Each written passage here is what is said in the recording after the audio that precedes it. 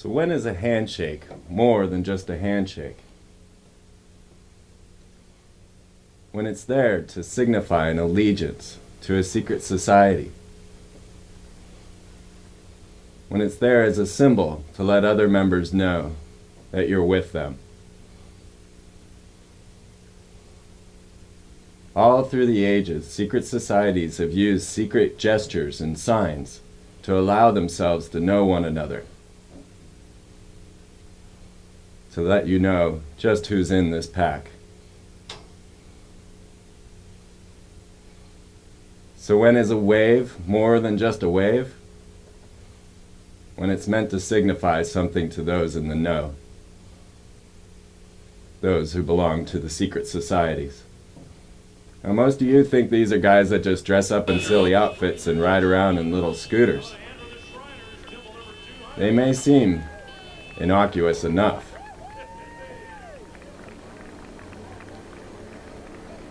but TEXE MARRS has compiled all the information to let us know the secret hidden codes of the Illuminati and to show us that it's not all fun and games.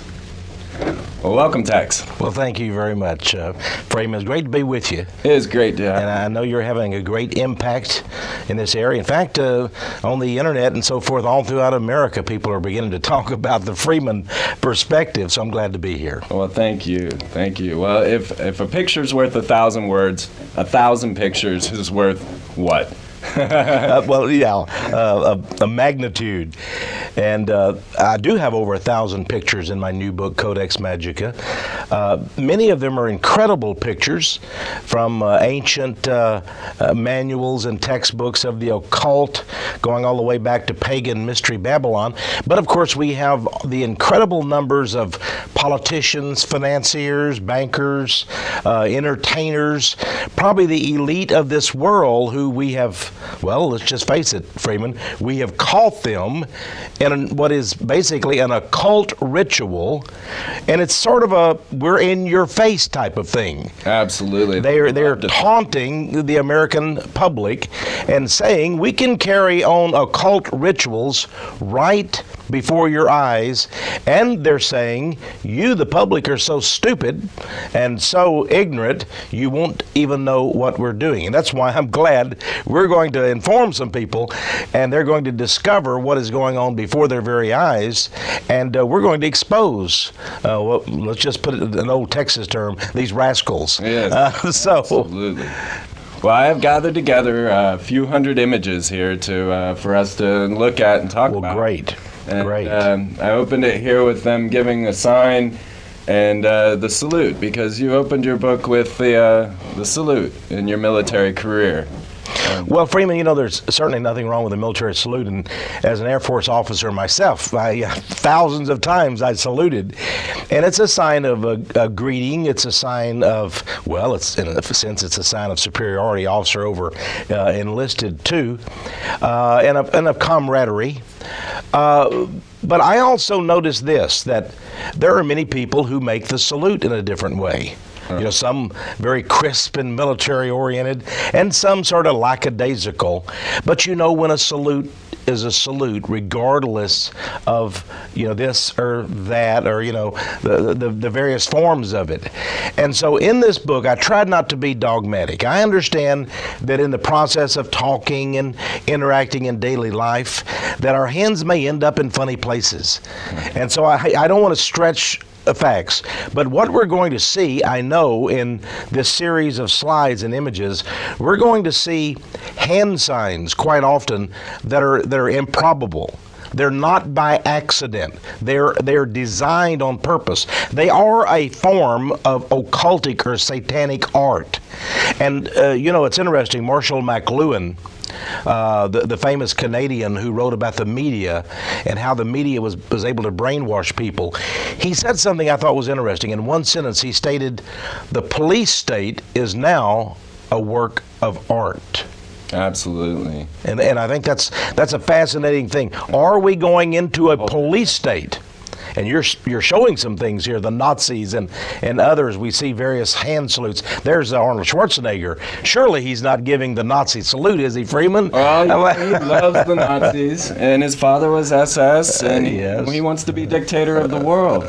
He did say it. The only difference that I see between Hitler giving his salute and Ashcroft and Bush and Billy Graham is that they're smiling. Well, yeah, and smile they should. After all, look at the success that they're able to. You take Graham, of course. In 1966, he was at the House of the Temple for the 33rd degree initiation ceremony. And this was reported to me by Jim Shaw, who went on to renounce Freemasonry. He was initiated as a 33rd degree Mason. So Billy Graham is a high-level member of a secret society. This is how Billy Graham became famous. This is they make these people through PR. They own the media, and they're able to manufacture personalities. They absolutely. I see this, and I see it over and over again. And we're going to cover so many of these people to see how they create these type of mindsets. That's really what it is. It's a mindset that people are being placed into. And so now we're seeing open Satanism around us all over the place. That's what it is. It is a form of Satanism. Now remember, people in many of the secret, well, there's an example right there. Pat Robertson, you see that as a very irregular. People don't pose for a picture with their hand looking like a claw. Right. And of course this has to do with the one of the Masonic signs, in which he's basically saying that if I divulge the secrets of the order, may my breast be torn out and put on top of a steeple and the vultures tear at it and all. So he has taken a hideous, just grotesque oath in his Freemasonry, and so this is the sign. Now, interesting, that very photo was placed on the cover of Time magazine when Pat Robertson of the 700 Club ran for president of the United States. Wow. As a sign to all those out there, I'm one of you, and ha ha ha, aren't we putting one over on the public? But you can see we'll go to the next the look on his face, and you see the claw. I call it the claw, but actually it's the fellowship or the fellowcraft degree of Freemasonry. Yeah, there it is. This is from an old Masonic manual, Freeman. As you can see, the drawing. In the book, we use Richardson's Monitor of Freemasonry, Mackey's Encyclopedia of Freemasonry. So many textbooks right from secret societies, Rosicrucian manuals, right. The Order, the OTO.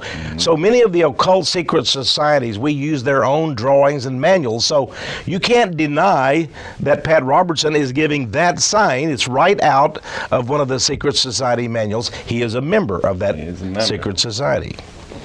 Well, what about Joseph Smith? He was also a Freemason. Yeah, Joseph Smith, of course, was founder of the Mormon Church. He was an occultist.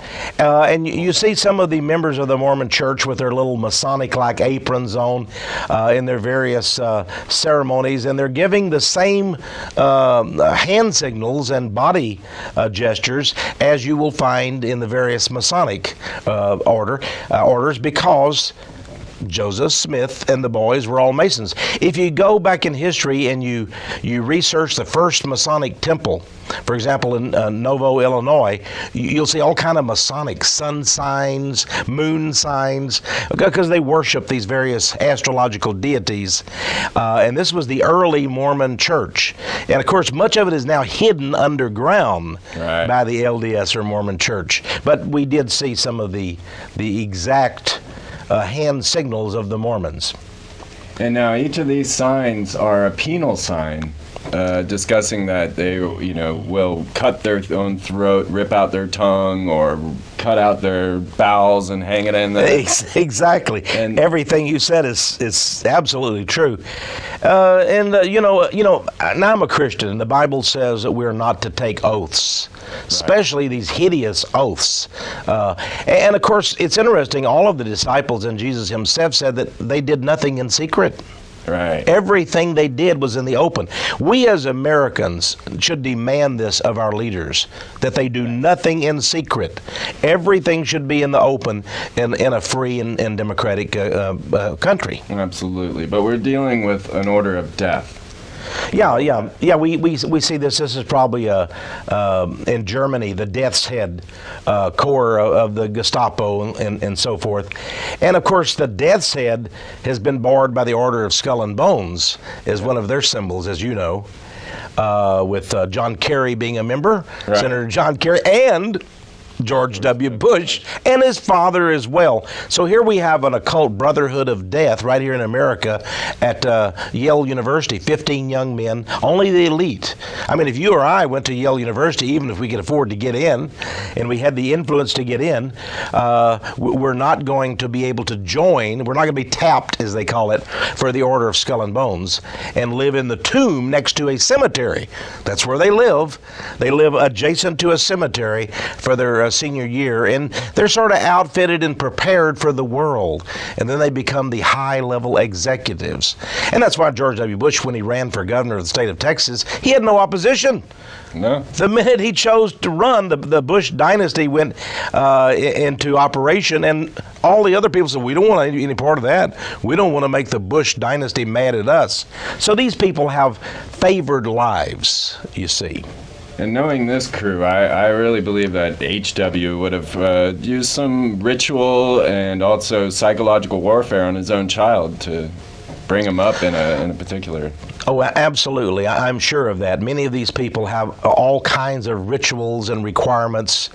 I believe that many of them in their mansions, and I have proof of this, have various satanic idols and even altars set up with black candles and worship Baphomet and other false gods. And it's so incredible because we see them, Bill Clinton, he takes his Bible in hand, he walks over to a Methodist church down the street from the White House when he was in office on Easter Sunday, right after, of course, he had sex with Monica Lewinsky in the Oval Office. He goes to church. But in fact, these people are members of the Bohemian Grove, the Order of Skull and Bones, and they do various hand signs, have various rituals, and they're not at all Christians. Not at all. Not even close. See, I found this picture of Jesus giving a hand sign. There was an article about Jesus being a Freemason, and they. Oh, is that right? But we know, of course, that the Templars and the Masons have a large deal to do with building cathedrals. They do, because there's such a thing as occult or sacred architecture. Yes. And I noticed on the intro to this program a tremendous job you did showing some of the buildings even in downtown Austin with some various messages embedded in the very architecture. Yes. Of these buildings. So it's interesting, if Satan is prince of the power of the air, a demon, if you will, a devil, then is he not flying in the skies above, sometime looking down and saying, "Isn't it wonderful? The world is patterned after my design." And the Masons, of course, call themselves, they say they worship the grand architect of the universe. Yeah, here's the Pope. Notice the Pope John Paul II, Freeman, behind him is an upside-down cross. Yes. Well, isn't that what Anton LaVey and the Church of Satan had? Yeah. Upside-down crosses. Is that not a symbol? That's not a mistake. He has cardinals, he has advanced men, he has front men. They arrange the altars and the thrones and all these things. So he doesn't just go in there and they've made a mistake and they put the cross upside down by accident, you see. Well, that takes us to their God. They are finally informed later on. Well, here we have the secret hand sign of Jabalon. Oh, yes. Now, that's an interesting one. Remember Napoleon? Yes. I don't know if you have a picture of old Napoleon. Sure. Yeah, it's interesting. You put your hand like this. There's George Washington. Regrettably, George Washington was a member of this group. And I used to see Napoleon giving this sign, and I said, well, maybe there he is.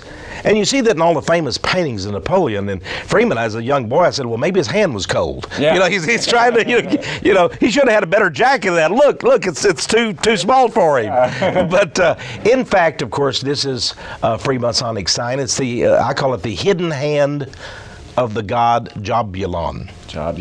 And that is the Masonic god. And it's a combined god of Jehovah and Baal, who is the devil in the Bible, and On, another name for the Egyptian sun god.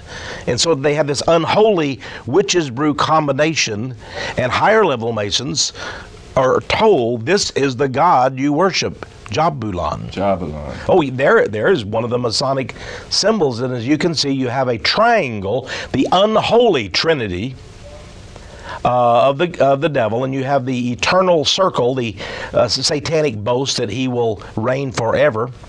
And there you have Jah, meaning Jehovah. But in an unholy mixture, he's mixed with the bull, you might say, or Baal. And the Bible mentions that Baal is indeed a fire, one of the ancient Canaanite fire gods, which is the devil. And then you have On, or On, which is the name of a city in Egypt wherein they worshipped the great sun god. And of course, his eye, his all-seeing eye, is on our dollar bill. Yes. So how did that get there? Well, there's another story behind that. Well, we're going to get to all of that. This is the Tau sign. Go to the next shot there. And here again we have, this is the highest sign of Royal Arch Freemasonry. Well, now there we have something that would appear to be from the Bible, because the Old Testament talks about the serpent being put upon a cross, and anyone who looked upon it was healed. But of course, in the occult, then, they make the serpent to be holy. Yes, they do. They're in their own works. In their own works. And that's why the cover of my book, Codex Magica, has this Ouroboros serpent swallowing his own tail, which maybe we can talk about. Hey, here you've got an image of Aleister Crowley, the great, I call him great, he was really infamous, right, a British Satanist. And L. Ron Hubbard went and studied under this British Satanist and founded Scientology. But here, look at the symbols of his hands, and the sun, radiant sun with a triangle on the headgear. Absolutely a Satanist. He would carve satanic images in the breast and the chest area of his women. He had a harem. And of course, he was also a bisexual, so he had males who he had sexual rituals with as well. These are all hideous emblems that bring in the male phallic symbol and all kinds of things. They seem to worship that a lot. Well, they do. Basically, all of these cults are sex cults. Because the mystery religions, they go back to the mystery religions, and they're related to that, and they're all sex cults. They had the goddess, remember, they had the holy prostitutes in the temple, and all of these are throwbacks to those kinds of things.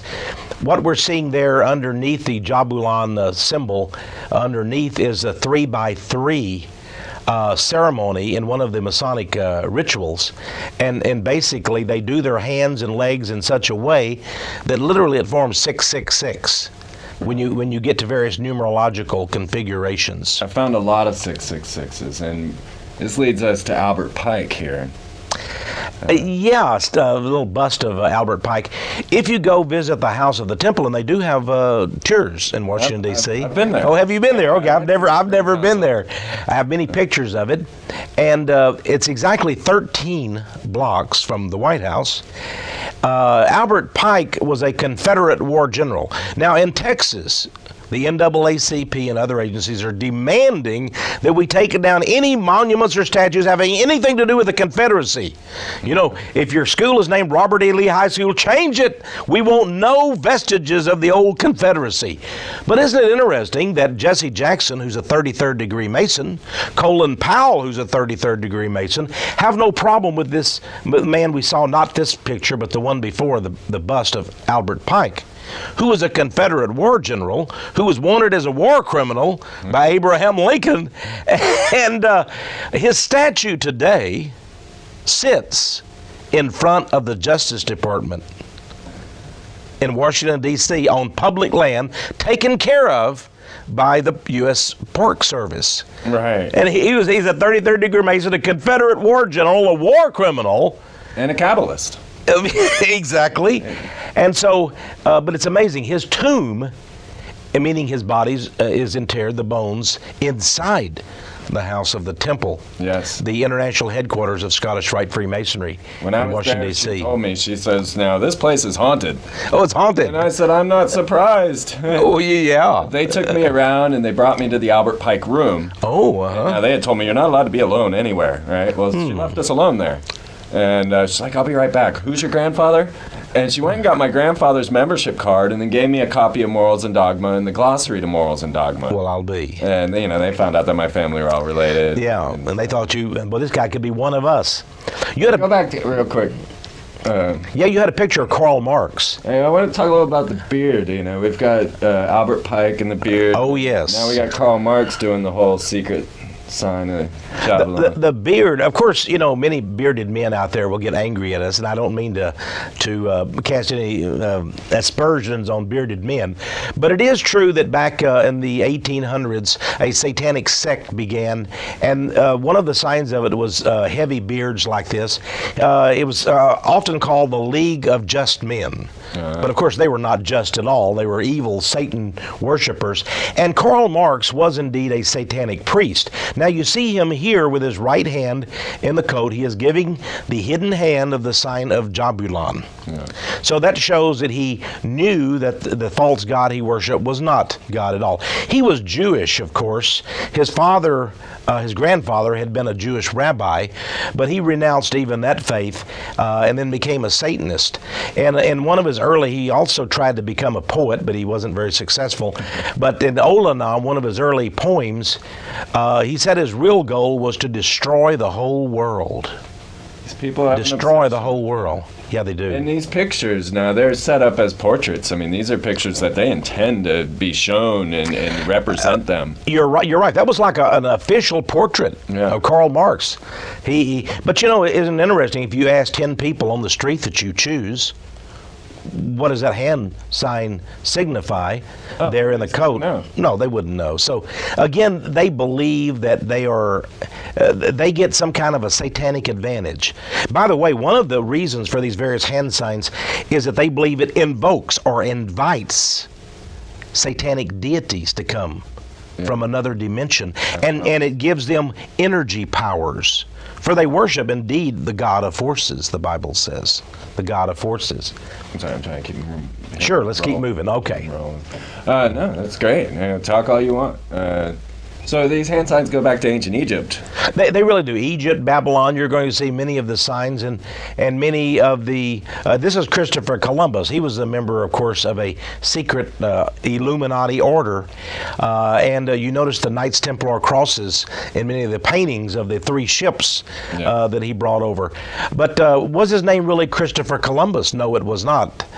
And so there's a lot of secret history involved in all of these hand signs and such too, Freeman. My belief is that they've taken on the name Columbia.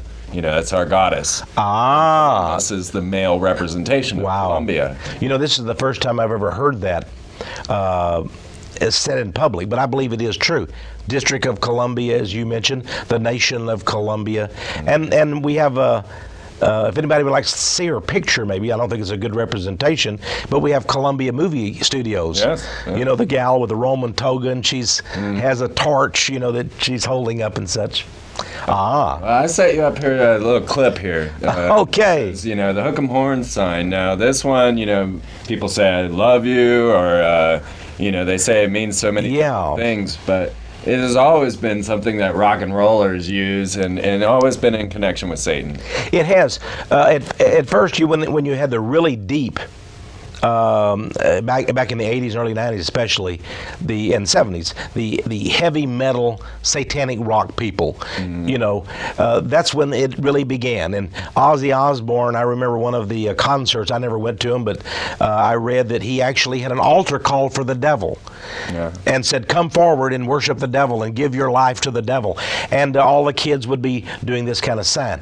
Now, I look at an ignorance factor here. Right. And I give people, I'm not saying that everybody that does that sign is a Satanist. And of course, what we just saw was the University of Texas sign and the Longhorn sign. And I'm not at all impugning the integrity of Texas Longhorn fans. I'm one myself. But again, here again, we have a sign that can be used for good, just to indicate the Texas Longhorn football team, or for evil. Well, open witchcraft. I mean, we practice witchcraft openly these days. Roll this clip here, Shag. And we have Matthew McConaughey, who, for A&M. I need some thought here. So you got to put a lot of thought into this hex because it's really powerful, or we wouldn't be up here doing this with these red candles, right? We don't even like red. The tradition of the hex, lighting a red candle, goes back to the 1940s. The truth is, A&M was killing UT for a number of years in a row, and a couple of students decided to go to a palm reader. So they hired a local witch to put a hex on. She said light red candles and keep them burning. And we broke their curse in their undefeated season, 21-0. Ever since then, Texas kicked the crap out of A&M. and on this 64th anniversary of Madam Hippel's spell, these hexers mean business.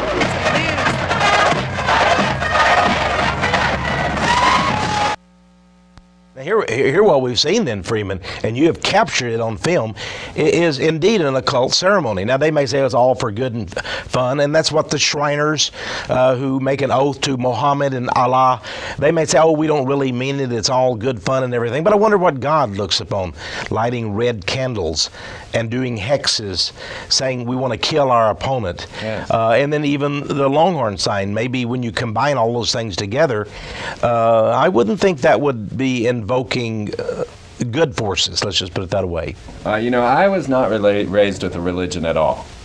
But I have conclusively proven to myself that Satan rules this planet. Mm-hmm. So many things. I've done the corporate logos. I've looked into Columbia and her connections to Lucifer.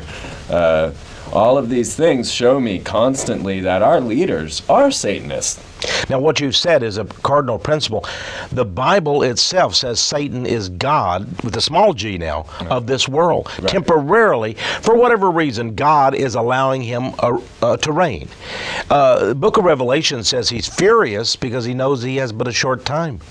But you are right, and the signs are everywhere, but people don't know it. That's interesting because you say you're not a Christian, and yet you're more aware than 99.999 go out to the infinity of the Christians that I talk to. I don't know of any pastor that knows what you know about these things. That our culture is permeated with satanic symbols, signs, images, and doctrines. And yet the average pastor out there is saying, give us money and you'll get rich, and just into the most, in a way, they're in a form of black magic themselves. Yes. The average pastor. Or think positive, make positive confessions. None of these things having anything to do with true Christianity, but a lot to do with New Age occultism. Yes. So we're finding that.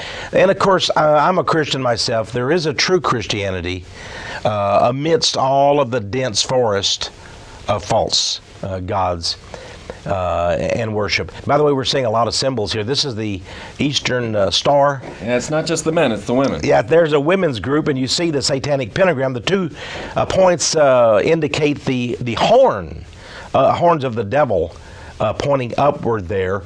You see a pentagon in the middle. That again is an occultic symbol, and it makes you think about the great war god Mars. It's one of the symbols of the war god Mars. And what is the pentagon in Washington, D.C.? In the shape of, well, of course, a pentagon and the god of Mars, or the god of war, which is Mars. By the way, Laura Bush is not a UT graduate, but I just saw her there giving the kids too. Yeah, the kids too. Yeah. One of the daughters, of course, is a UT graduate, but the mother, well, no. And I've even seen the senior Barbara Bush, the eminence lady. I've seen her giving that sign as well. Britney Spears giving the sign. Yeah, now we'll come back to her. Okay, we'll come back to that. And notice that her, in this case, it's the satanic sign, but there's the thumb sticking out too. That's. And many people say, "Oh, that's not the sign of Satan." Then that's the deaf signing of "I love you," but actually that's not always true. Keller in occult also? Helen Keller was one of the ones who helped to formulate and bring the American Society for the Deaf signs to the fore. But she was also an occultist. She was a theosophist, a Swedenborgian, and I believe that's the reason why that's signed. Does it mean "I love you," or does it mean "I love you, devil"? Yeah. That's the question. That is the question. Now, these people, they act as if they're here to help us, and they put themselves into placements to where they can pretend to help us. Yeah, oh, well, yeah, here's the keeping the faith. That's an interesting. There's a communist fist. Keeping the faith and what? Communism, evidently, according to this Black Power salute type of a fist there, it seems. Well, they give us their hand signs, you know. We're going to get into the peace sign in a minute. And they give it to us, and everybody thinks that, you know, they came up with it. All of a sudden, it's their sign of solidarity. Yes, But now, yes. look at these few pictures here. When they... Yeah, here we have John Kerry. He's, of course, giving the communist fist. Yes. And that's what that is. It is the communist fist of solidarity. And there's Schwarzenegger. Good old Arnie. Now, This one, bring this picture forward. this one, it's not fully extended on either side, so it could just be Bring that forward. a vigorous, energetic gesture of some punch kind. that guy in the face. Oh, is that right? I hadn't seen this picture before, Freeman. Now this is. I mean, the president's going a little crazy these days. I've been hearing a lot of stories. There are rumors that are actually pretty well substantiated that he may be on drugs again. I don't know. You know, there was a time that he had bruises all over his face, and they said he fell off a couch while he was sleeping. I've never had my face all bruised up falling off the couch. I got a picture of that too. You got a picture of that too? Okay, all right. But there may be something to that. Now, see, he doesn't quite have the fist right there, but I kind of figured that Colin's not entirely black. Yeah, well, I see what you. Well, he is definitely a 33rd degree Mason. There's no doubt, and he's been at the Bohemian Grove in California at their little teat-a-teat that's held annually. Keep rolling there, Shaq. I just wanted to show you. He's not quite all brother. Yeah. Here's an interesting Masonic sign. Several of the orders have this. It's an indication. It's pointing to the head, meaning the intellect. Osiris. There we have the X again and various other symbols. It has the. It was in the placement of the hands. The placement of the hands in the cross. By the way, in some Masonic orders, they have Masonic funerals, and they do the legs or the hands Right, I wasn't allowed of the to body. grandfather's. Oh, really? Yeah. And then right before the casket is covered, they cross the hands, just as they did in the ancient death burial rites of the Egyptian mummies and so forth.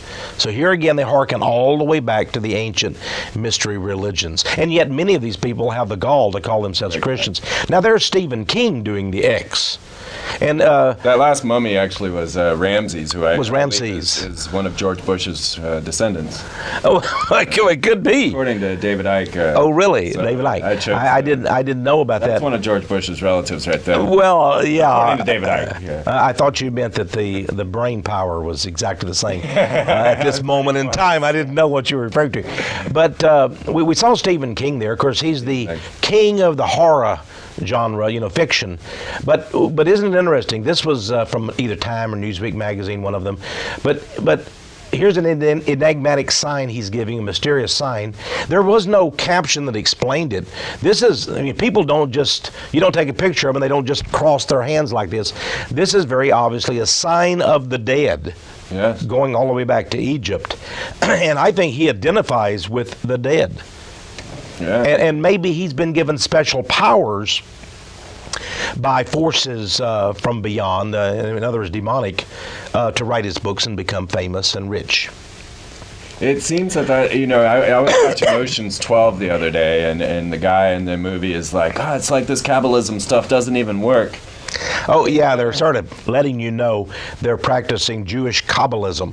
Jewish Kabbalism is a system of sorcery and medieval witchcraft that Albert Pike, in his Morals and Dogma, his former sovereign grand commander, actually admitted was the very basis, the core of the Masonic rituals. And then he called for the Holy Masonic Empire. Yeah. That is the royal secret, he said, that we're going to set up an empire on Earth. Now we have the X-Files, but right before that, you had Dick Cheney. Dick Cheney was giving a speech, wasn't he? Yeah, and there was an anomalous X that kept showing up over him. Yeah, on CNN, and here he's giving a speech talking about trying to justify the Iraq War. This was just a week or two ago, and this X shows up.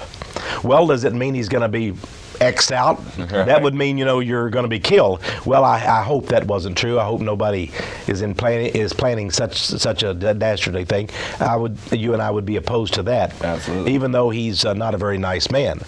But it's interesting that somebody, maybe knowingly, put that X there. Yeah. Maybe they were identifying him. And by the way, he absolutely, his own office admits that he is a 33rd degree Freemason. But they know, Yeah. They know. Like, go to the next shot here. That is Scully, Dana Scully's tattoo off the X-Files. That was the last image they showed in the last episode before they were off the air. Was Scully's tattoo. Here what we have is the serpent swallowing his tail. This is the royal secret now. Now this was another TV series called Millennium that was very popular right before the millennium, the year 2000, and that serpent biting its own tail is also found in the 33rd degree emblem of Freemasonry. It's found in Theosophy, which is an occult a system and group. But that serpent is very, very important. Here we have Lenin, and some artists in Russia portrayed him as, a saint. Saint George fighting with the riding of the white horse, fighting the serpent. But in fact, he was in bed with the serpent, wasn't he? Absolutely. And Lenin was just a monster. And tens of millions of people were purged, sent to the Soviet gulags because of the horror, the Red Terror by Lenin, who again was a Mason, a bisexual, and much worse. Yeah, the more you look into each of these people, you find evil. I mean, you do. You do. Now this is not a person. Interesting. This is a corporate logo. This is Lucent Technologies. But notice the striking similarity with the Ouroboros serpent biting its own tail, which is the supreme symbol of Satanism. Is Lucent Technology? Some person wrote to me and said they wondered if Lucent means Lucifer's enterprise. Yeah. Now, I have no evidence of that. I'm not trying, if anybody works for Lucent Technology, I'm not trying to say, I'm just saying what somebody wrote to me and asked that question. They worship Lucifer. I mean, it's in their work. Yeah, they do. I will say this. If an advertising agency came up with that symbol for Lucent, they did not do them justice, or maybe they did, because it does harken back. Here again, we have the serpent. Notice the crown on the top, the phoenix crown. Mm-hmm. The boast you see is that Satan was destroyed. He was the beast that was wounded, but shall come back to life. His system. And so he swallows himself, meaning every so many eons or ages, the world is destroyed and starts all over again. And literally the occult Illuminati today, Freeman, their goal, and this is the most secret of all secrets, is to destroy the whole world. And then on the ashes, a new world order will be built. They don't wish to capture. People say, well, surely they wouldn't destroy economies. Surely they wouldn't topple cities with nuclear bombs because they're destroying their own property. You have to understand, they believe they're God-men who will survive. Right. And they will go on, and a new world shall be formed. Back in the French Revolution, the Illuminists there had planned to kill most of the people of France. It wasn't just Marie Antoinette and King Louis that went to the guillotine, but the ordinary people began to be taken to the guillotine and murdered and massacred. And these people literally are brutal mass killers. That's why Pol Pot killed so many of his own people in Cambodia. Lenin and Stalin and Trotsky in Russia and Hitler in Germany.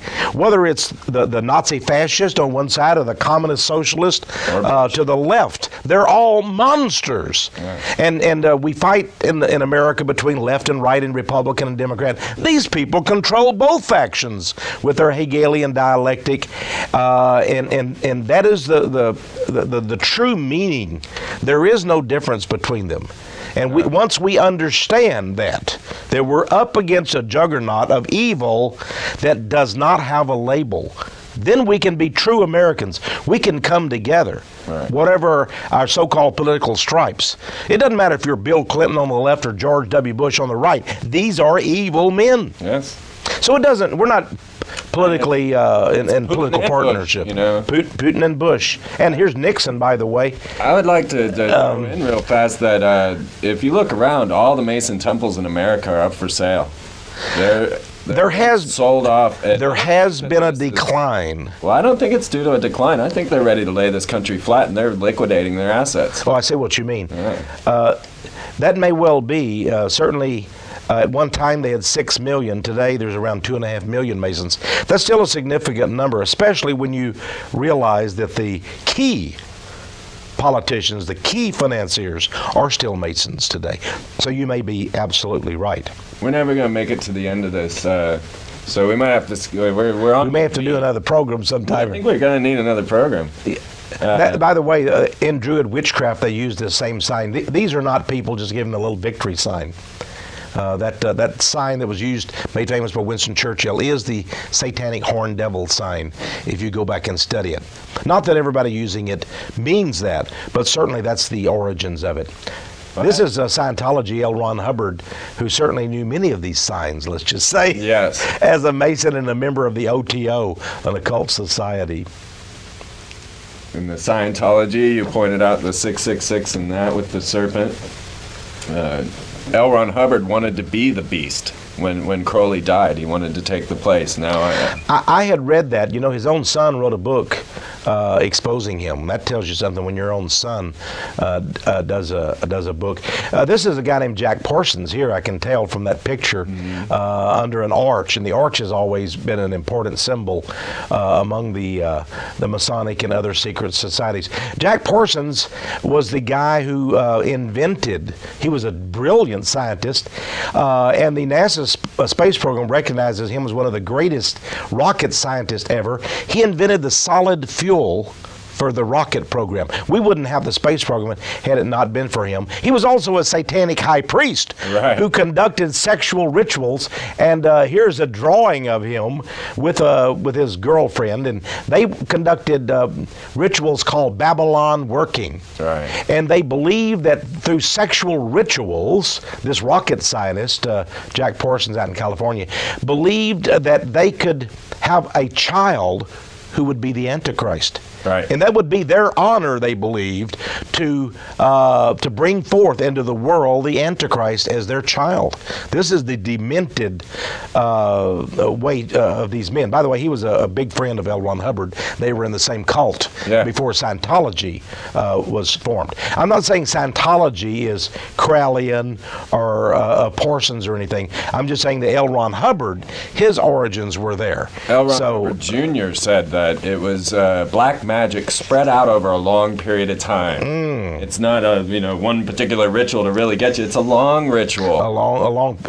I think that all of these hand signs and everything collectively, cumulatively, are poisoning America. Michael Jackson, you always see him giving that sign. He knows what it is. He studied under a Jewish rabbi, studied the Jewish Kabbalah system of magic, and I think he must be a very deep occultist. We're almost to the rappers like to give that, and there's a lot of different. There's Ozzy Osbourne giving you can see right away that sign. He knows it's a sign of Satan. Now we have been the Mr. Spock. Everybody thought he just made that up, right? But actually, that is the one of the letters of the Jewish alphabet. So this is Jewish Kabbalah. This is magic. When he did this on Star Trek, he literally was causing every person who was viewing that program to become participant in a Jewish Kabbalistic ritual. That's called the letter Shin in the Jewish alphabet. So that wasn't something that the creators of Star Trek made up. That actually was an occult symbol that Leonard Nimoy came up with there Star Trek from his is Jewish like background. Freemason dream, military spacefaring race. I mean, that's their dream. I really start to believe that these guys are aliens. Yeah, the movie V, we're back to the V. The reptilian. Well, certainly they have a spirit that is reptilian in nature. I can tell you that. Yeah. Whether David Icke is correct or not about the mask coming off, but you do wonder if Satan doesn't have the ability to be a shape shifter. Yeah. And again, I'm not saying that's true or anything else. But I've never seen it's interesting that in the book of Genesis it talks about something sort of similar to that. How these aliens come forth and take as their wives the beautiful daughters of men and create a horrible new race on earth. So horrible that God destroyed the race with the flood of Noah. So that has some biblical significance. This is the raw alien. They're a UFO cult. And it's interesting that although they seem to desecrate the Star of David, the Jewish Star of David, they've been invited over to Israel, and with great ceremony, they're given land and everything by the Jewish government there. That was the head, by the way, of the raw alien cult. Isn't that sort of interesting that they seem to welcome? And in the middle of their symbol is the Nazi swastika. Yeah. But the Israeli government finds nothing wrong with that. I think something is strange. Oh, we jumped ahead here. Here we have more Masons with their funny little caps. I was really surprised when you brought up Michael Richards as a Freemason. Michael Richards of the Seinfeld show. Jerry Seinfeld, of course, is also into Kabbalism. Yes. And there he's given a Kabbalistic sign, by the way. I've got a few you can tell that here. The Das Seinfeld archives. The Das Seinfeld archives. Let me see if I can pick these out. Well, no, we got that one. Ah, yes. And that's the same one you got Rasputin here doing in your book. Here's Nixon giving a penal sign of Freemasonry. These are all the right angle. And it's Ozzy giving the right There's angle. Ozzy giving, he's on the square, as the Masons would say there. Right. And so this one, and then that one, I noticed when I was going through these, now you see Kramer's giving that one, and Jerry's giving the other one. There you go. And there you go. Elaine and George are doing the hermaphrodite. Yes, they are. And that's interesting. All of them are giving occultic secret society signs on Seinfeld. Seinfeld was a show that if you dissected would find incredible occultism and symbology, wouldn't you? Yeah. Here's Phillips 66. Well, see, now I found a lot of these corporate logos are interesting. What I've discovered in realizing that they were practicing a Hebrew mysticism is that hold that there, Chuck. The letter V in Hebrew is 6, right? Oh yes, at the vowel. Yeah, that's correct. Instead of So when you look at VW there, you actually see two very V's, interesting. Right? W, which I found the number 66 is the number of the fallen angels. Wow. And so W actually means the fallen angels in magic.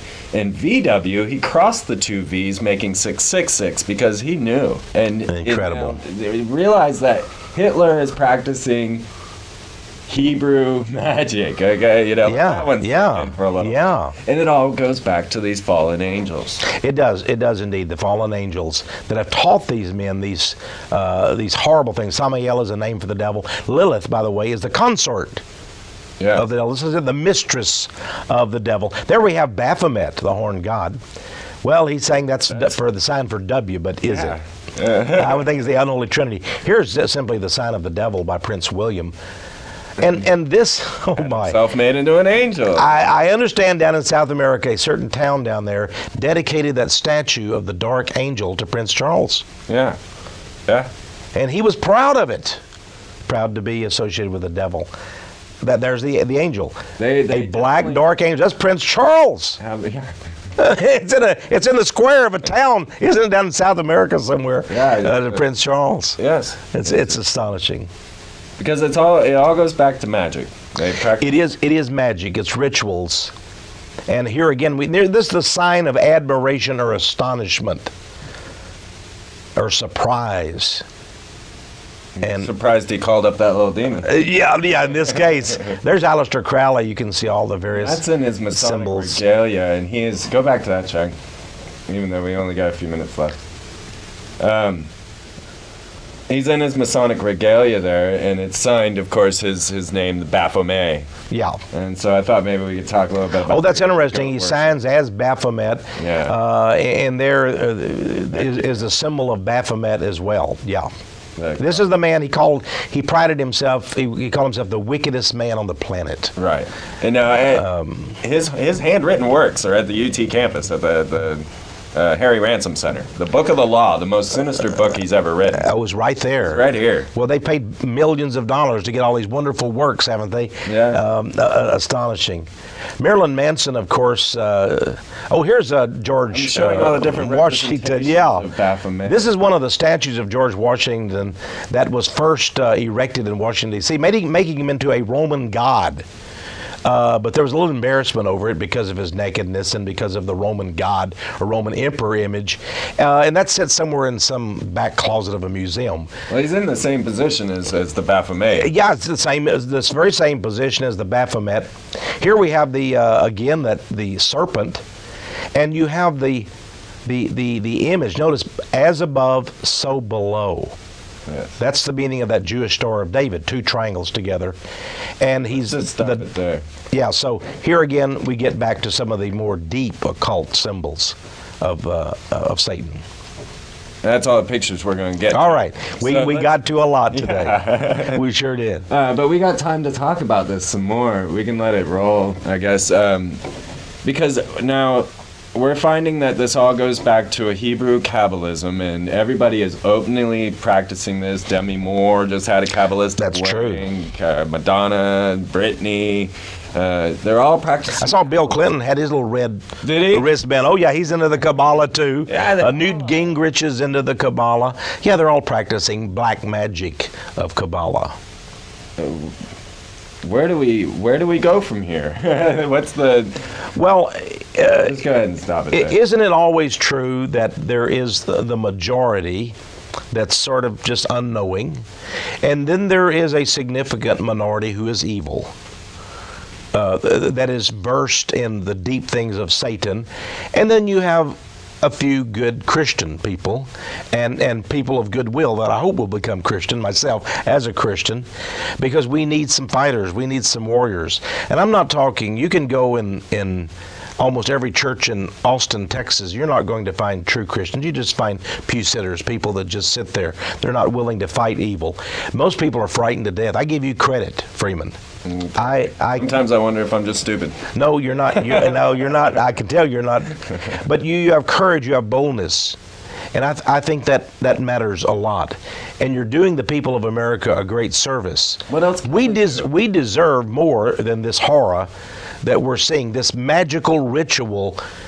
And you know the media, and ABC, NBC, CBS, CNN, the networks, and Time Magazine, Washington Post, all of the various news agencies, they're involved in this. They know what they're showing us. They know they're participating in this march of evil images and symbology and so forth. They are part of the evil force. But I want to assure people, though, these people are not going to win ultimately. They have great power. They can do great damage. But I don't believe ultimately they're going to win. I believe truth has its own reward and it has its own great power. And I believe, I don't mean to preach to people. I'm not here to do that tonight necessarily. But I believe that the resurrection power of Christ Jesus demonstrated the power. The devils of hell couldn't keep him down. He triumphed over them. Jesus told me I could walk on water. You know? Yeah, well, he could. He can walk on water, and I think these people, in a way, are pitiful. They're much miserable. You know, as a Christian, I don't need formulas. I don't need numerology.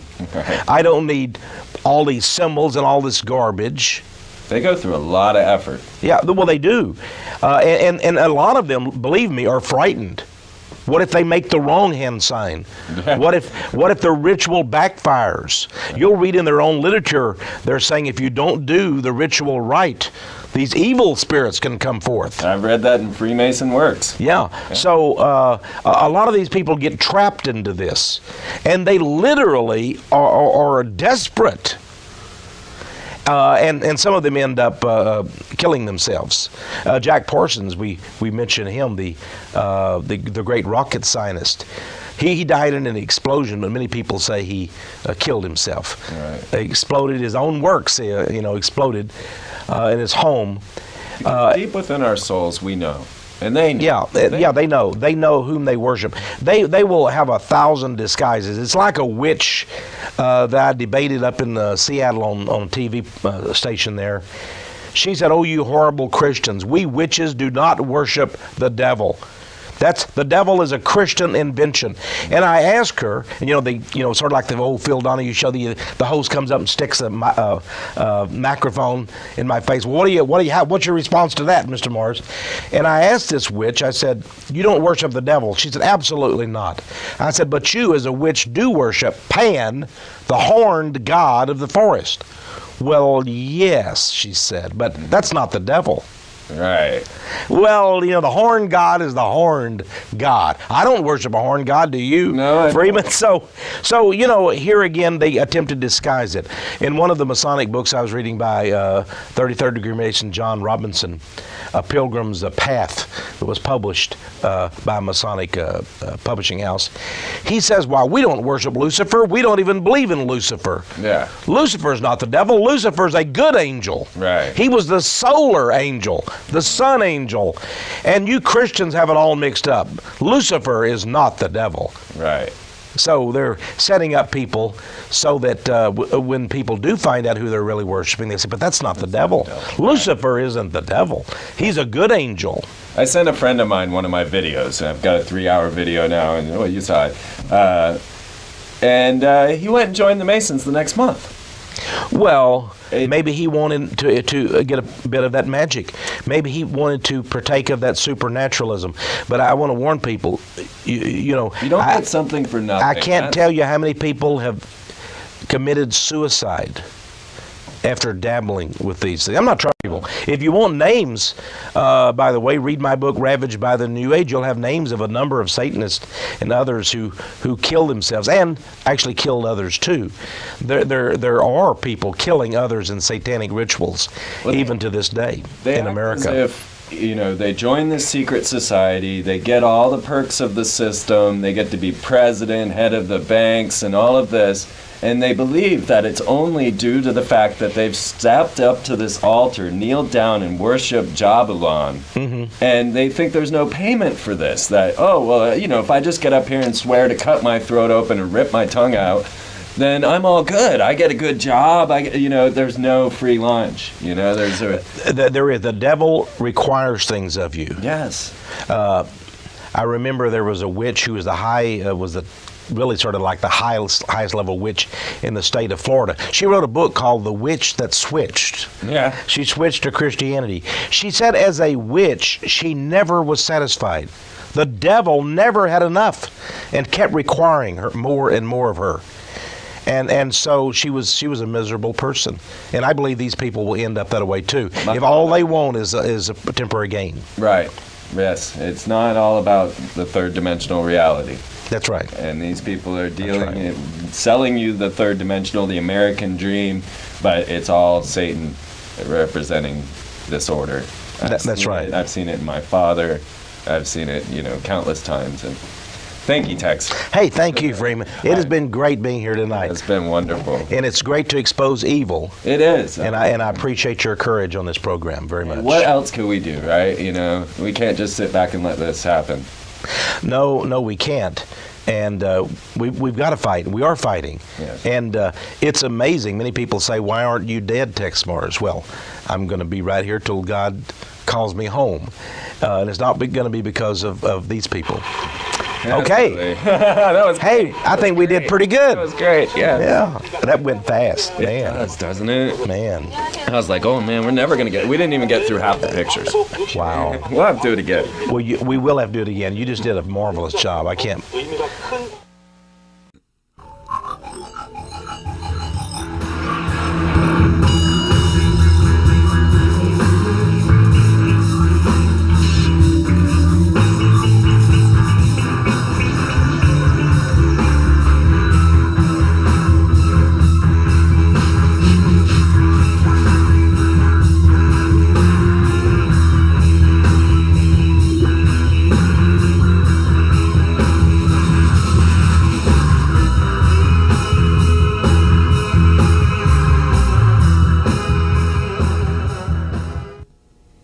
Hello, and welcome to the Freeman Perspective. We have a great show planned for you today. Got TEXE MARRS with you once again. This is going to be a good one. We didn't make it through all of our pictures last time, and so I decided to reorganize this, and we'll finish off those images. We got a lot of good stuff to talk about. Well, I tell you, you had so many pictures last time. The depth of research is just incredible that you've done, Freeman.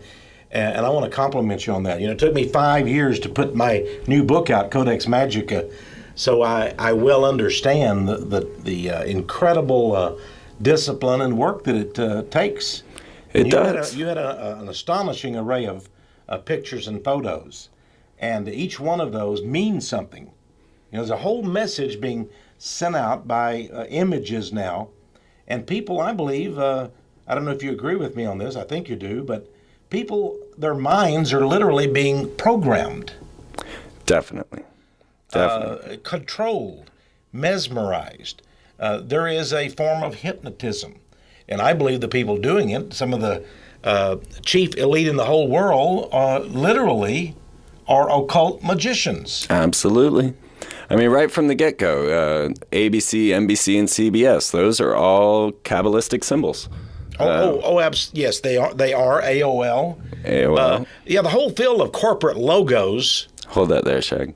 Now, Hooters, I'm not so sure about Hooters having any occult significance, but maybe the audience might like it. Well, go back an image there, Shag. Decoration. Well, they are given a sign with their hand. Yeah, I talked them into that. Yeah, okay. Because if you see, the Olympic symbol, I wasn't really planning on, it was the next one, but the Olympic symbol, of course, is the 5 rings of Venus, and put on there by Hitler. But I wanted to get to the goddess, because, you know, here she stands on our Capitol, holding her pentagram. Lady Liberty, that's right. Texas Capitol, huh? Well, and our U.S. Capitol, too. Right. There's a different form of this same goddess. Exactly. If she is the chief patroness, spiritual guide, let's say, of Texas, then she must also be the one that we must look to, adore, venerate, honor, and maybe worship in Washington, D.C. Yes. So she is an important, and yet if you go out on the streets of Austin, if you go down Congress Avenue, or any street in America, of any city, and ask 10 people, what does the goddess on top of that Capitol building signify? They would have no answer for you. None. They might say liberty, right, like the Statue of Liberty, but other than that, they have no understanding. You mentioned Venus. You brought in an ancient god, or goddess, I should say, the love goddess, Venus. But who does this signify, and what does it mean? And I thought America was a Christian nation. Yes. So what would a goddess like Venus or a Greco-Roman goddess have to do with anything, Freeman? That's the biggest question. I mean, Tex, when we get to the bottom of that question and why the Freemasons worship this goddess, I think we'll have something. I mean, I think we'll really start to understand what they're after. Yes, and maybe what the secret societies have intended for America, and even for Texas, because Texas has a role, because Texas, and I am a very patriotic Texan. From the time I was a kid, you know, I always thought that there was only 2 nations, Texas and the United States, that mattered, and Texas was first on the order of priorities. So I am a very patriotic Texan. But nevertheless, it always fascinated me when I began to understand that even our founding fathers, if you call them of Texas, were Freemasons, members Yes. of a secret society. Stephen Austin, absolutely. So maybe the fact that Texas was taken from Mexico has something to do with the Masonic Lodge, secret societies. Well, yes, and wasn't it Santa Ana was also a Freemason, right? Yeah, and so maybe it was a, let's say, friendly war between an alliance of tribes within secret societies. You know, secret societies often war with each other even. Yes. Jockey for position, power. There are many secret societies, but I believe behind all of them, there is a human group that we would call the Illuminati. Mm-hmm. And then behind that, I believe there are devil powers, literally demon powers. They absolutely call upon demons. I mean, they admit this. They go into their lodge, they cast their wine and oil and corn, and they call upon the different entities to come in. And I've read, I think it was Churchward, who was saying that, well, they called in all the wrong spirits, and it was chaos. We didn't know what to do. It's interesting. I was at the largest, here in Austin, we have the largest New Age occult bookstore in the world. Oh, yeah. And in South Austin. And I was talking to the owner some years ago. He was a nice gentleman. Hold on there, Shag. And we mentioned how much chaos there seemed to be among the New Age occult world. And he said, well, many in the New Age occult world worship the god of chaos. Yes, they do. That's what he told me. Yes, they do. You were talking about that before the program. I was at New Orleans, and the Knights of Chaos opened the whole parade, and they called it the Babylon Parade. And they had the Bacchus Parade, the Chaos Parade. They were throwing Hades cups at us. And I meant to bring those little things with me, but you probably wouldn't have been able to see them on the screen anyway. But yes, I mean, that was just... When it's just amazing to see that no one really realizes what's going on. It's become a party. It's become a... No, you meant Bacchus. The Bacchanalian they used to have in ancient Europe. What is that all about? Of course, they had sexual orgies. They worshipped the gods of the underworld and all kinds of things. The devil, really, all the images we have of the devil, they would have prominent in the Bacchanalia. And here we have it at Mardi Gras. Mm-hmm. And yet many people say, well, Mardi Gras has something to do with the Catholic Church, right. and the Lenten season coming on, but it actually has something to do with devils. Yes. And the Catholic Church just sort of threw in their little bit in it. And I'm not insulting the Catholic Church. I'm simply saying maybe they need to strip out what they do from the Bacchanalia of the Mardi Gras, which is really a heathen pagan ceremony. It absolutely was. Here, Chad, go back real quick to the goddess again. He was moving forward. There is a goddess named Hecate, the Ather, of the owl. Right. Well, that's what I was going to show. That image. We'll get back to that maybe. Now, one thing I noticed about the goddess on the Capitol is her strange facial features. Now, some people say that she was designed that way so that she looked almost human from the ground.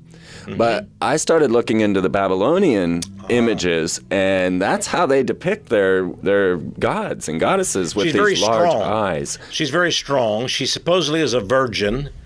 But it really means that no one is able to divine her mind. So she is virgin in terms of being especially gifted in knowledge, and no one has been able to penetrate her wisdom. But it's interesting, she also is a hermaphrodite in a sense. Yes. Both male and female. And remember the god worshipped by the Knights Templar, one of the ancient secret societies that Freemasonry was spun out of. The Knights Templar worshipped the horrible devil god Baphomet. Right. And Baphomet was a horned god, so facial features here, you're absolutely right, Freeman, are masculine. And they're very Babylonian also. And in Washington, D.C., we have the goddess in her warrior garb and headdress. A Native American, it seems. Yeah, almost Native American, because there are feathers in her headdress. Yeah. Now, at the Parthenon, I don't know if you have anything on the Parthenon. No. In Nashville, Tennessee, they have a great statue of the goddess. Athena. Yes. Yeah, Athena. Yes. Athena. She was the goddess of wisdom. We go back now to the owl. Right. Now, that's why I threw this picture of the Hooters girls really? in there. You The see? Hooters. Yes. Oh, you now get we're it? getting now I get the connection. I tell you, it takes a while. He's got to get the connections. And all Yeah, these they're things. subtle. Yeah. Okay, now we can move on. I never realized that, the Hooters. Yes. Oh, there's more yes. than... And the feminine thing. I know it's their breast they're talking about. I assume it is. But there's the owl. Wow. And of course, I caught this shot right there with the moon. That's the full moon hanging out over the pyramid. Isn't that something? And of course, she's a lunar deity. Now this is the building in downtown Austin. Yes. Wow. The Frost Bank, which of course is surrounded by pentagrams. The whole base of the building has pentagrams all around the base. Oh, wow. Inverted and right side up. It doesn't, both of them. You know, throughout the world, there are satanic architecture. They're monuments. Mm-hmm. Stony Beast is what we could call them. Yeah. Here's a Stony Beast right here in Austin, Texas. And then we have this symbol here. And I can't remember. Now, there is the Bohemian Grove. This could be theirs. That is. Okay, that's the Bohemian Grove. Okay, go on. The secret society out in California that meets once a year. And mainly, you know, they have the various sects. And the Republicans seem to gravitate to the Bohemian Grove. But then there's so many other different secret I just societies. learned that a number of the Grateful Dead are also members of Bohemian Grove. But on the other hand, Senator or Vice President Al Gore says that the Grateful Dead were his favorite group. Oh, I bet. And I have a picture of Albert Gore wearing one of their ties that Jerry Garcia, the lead guy of the Grateful Dead, designed. Right. They had the ties that cost a lot of money. And of course, they were originally called the Grateful Dead concerts. Albert Gore. Now he's a Democrat, so it is true. Not a dime's worth of difference between the. No. Now originally they were called the Warlocks. Oh, the Warlocks. Yeah. Oh, so witches. Yes. It's interesting, though. We now know for sure from declassified Central Intelligence Agency documents that Jerry Garcia was working for the CIA. Absolutely. Spreading all this LSD and drugs to everybody, encouraging the kids to think about necromancy and communication with the dead, promoting the drug revolution. He was a CIA operative. Yes. Isn't that an amazing thing? You know, so some people who worship Jerry Garcia, seems to be they're anti-establishment, but he was par excellence establishment. People hate to hear that. What a deceit we have in America today. It is so subtle, and it's all around us. It's like, I mean, the Brotherhood is the filter that the stars rise up through. So here we have Demi Moore. And, of course, she was a rising star. Yeah. And she just had a Kabbalistic wedding. Yeah, she is a Kabbalist.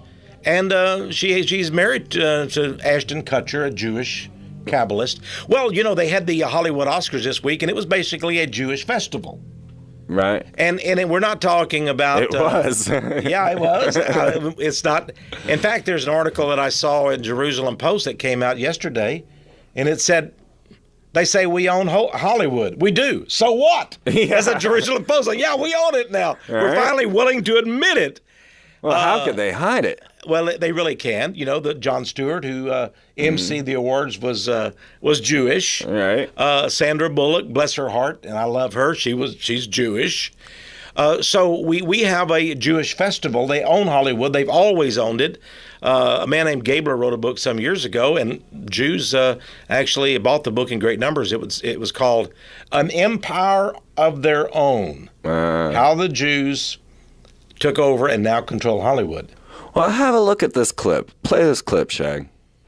This is Madonna. The Material Girl. The Material Girl. And, you know, because she was such a whore, and then represents the Madonna, right? You know, she is. Oh, I see what you mean. She's the mother, epitome of the whore of yet Babylon. It's a mocking of Mary. Exactly. Yeah, I see. Yeah, and her videos express that. Yes, I mean we've got war, hell on wheels. There's always, it seems, something about to blow up around Madonna, which brings us to the latest controversy. Her new documentary, I'm Going to Tell You a Secret.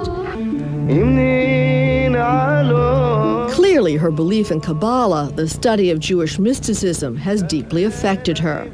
Is the young woman who once so publicly rejected the Catholic faith of her childhood now Jewish? You attend Jewish services now. Well, that's what some people think. I don't attend Jewish services. Straighten us out. Well, I hear the Torah, but I'm not Jewish, and nor have I converted to Judaism. I think I'm connecting to something that predates religion. Okay, hold it there. The Jews who are not Jews, you know, they openly admit they practice this Kabbalism. Hollywood's rife with it. But yeah, we're all left out of the loop, you know? What's going on, you know? Well, first of all, you have to ask yourself, what is the Kabbalah, the Jewish Kabbalah? It's spelled about 3 ways, but whichever way it's spelled, it means the same thing. Now, if we look at the Kabbalah, it's a system of sorcery, witchcraft, and magic. And there are a number of Jews who are opposed to the Kabbalah. We need to know that first of all. Right. And yet there are even Orthodox Jewish rabbis, the Lubavitchers and others, who have embraced Kabbalah. But Kabbalah comes really, literally, all the way back from Babylon. Yes. And it was Babylonian magic of the worst kind. And it polluted the Jewish religion and faith.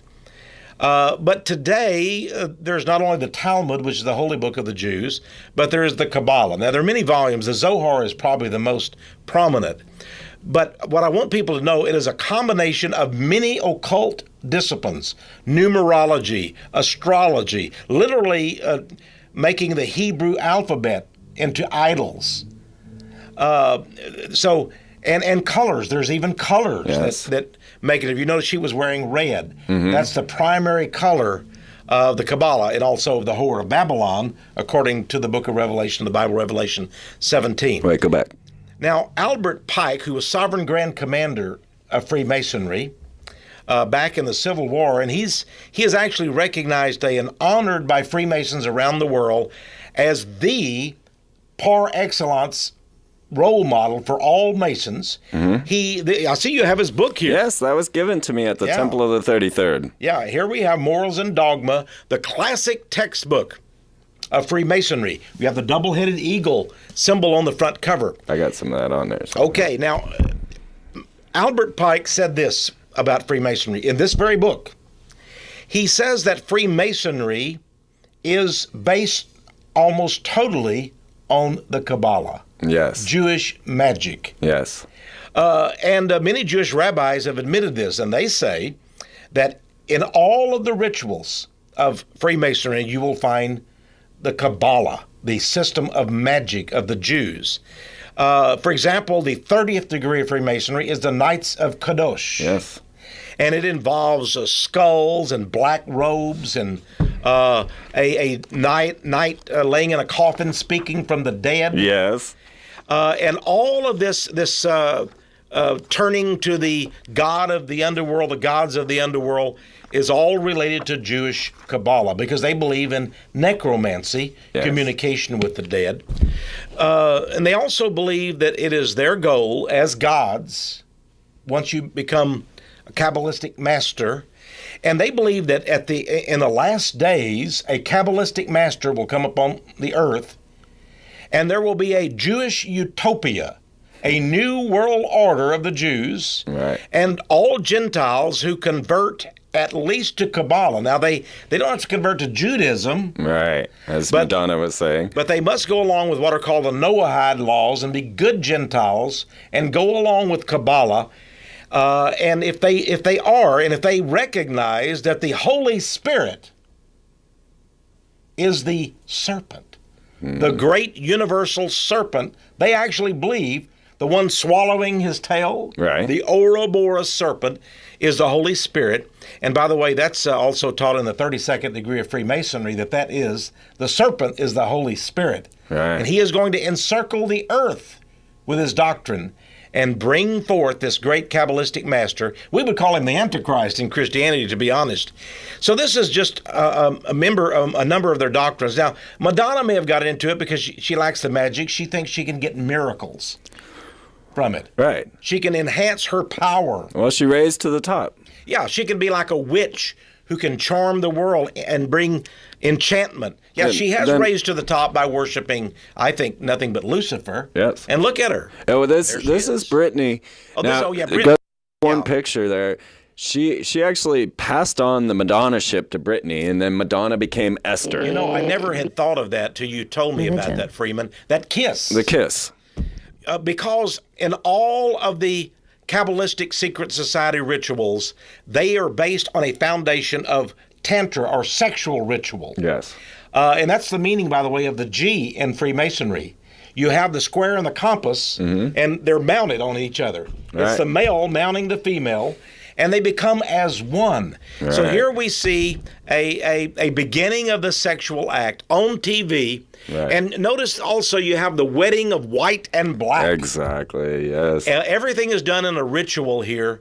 It's an amazing thing. Notice that Madonna, facing the audience, she is to the left in terms of her orientation, not the audience's. Right. And Brittany is on the right. So you have the old, the evil, and now she is going to initiate the innocent newcomer into her role. And this is why I go to the next shot. You told me, and I began to see the significance of this. And then she comes out dressed as a bride.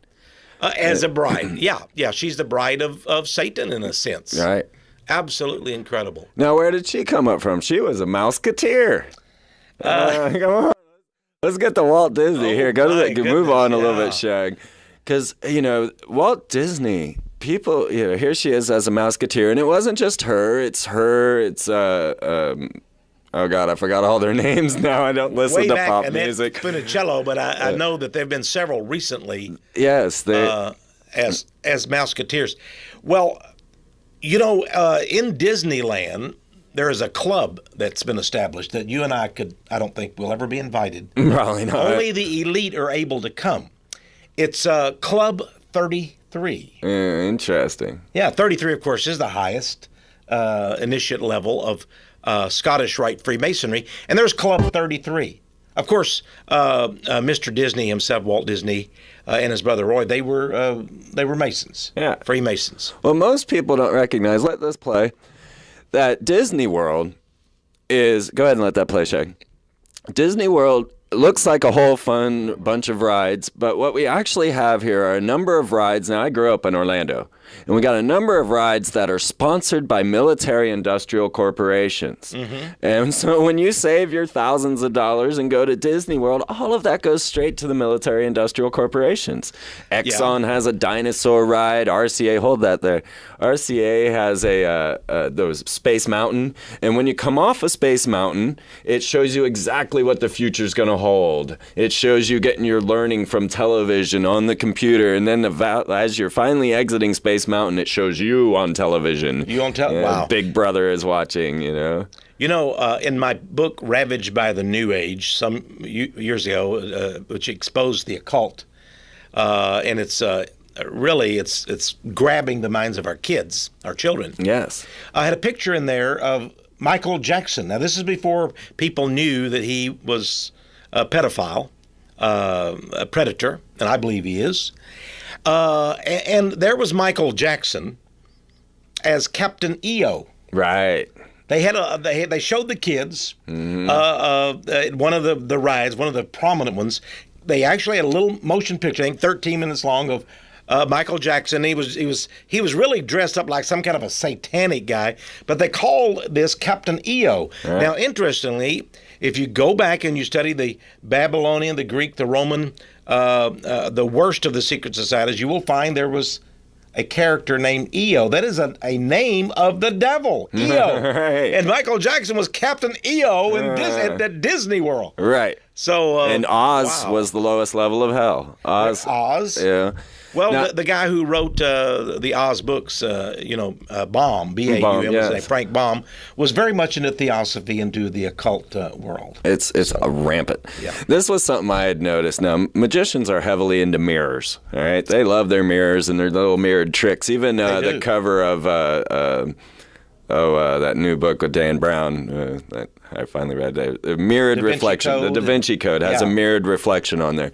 Well, if you look at the mirror reflection of CNN, I see WD. Oh, there it went. If you showed that into a mirror, it would say WD, Walt Disney. Now, in numerology that I've been studying, W I have found relates to the fallen angels. That's what W stands for. And D, which is a symbol of the goddess, D, Deleth in Hebrew, means door. So CNN or WD would be door of the fallen angels. Wow, that's incredible. Isn't that crazy? There he is making his right arm, right angle. Well, he's behind you, but yeah, see that he makes sure the right arm. His first movie was called feature-length movie was called Fantasia. Go forward. And the music score was written by Igor Stravinsky, who was a down-and-out hardcore occultist.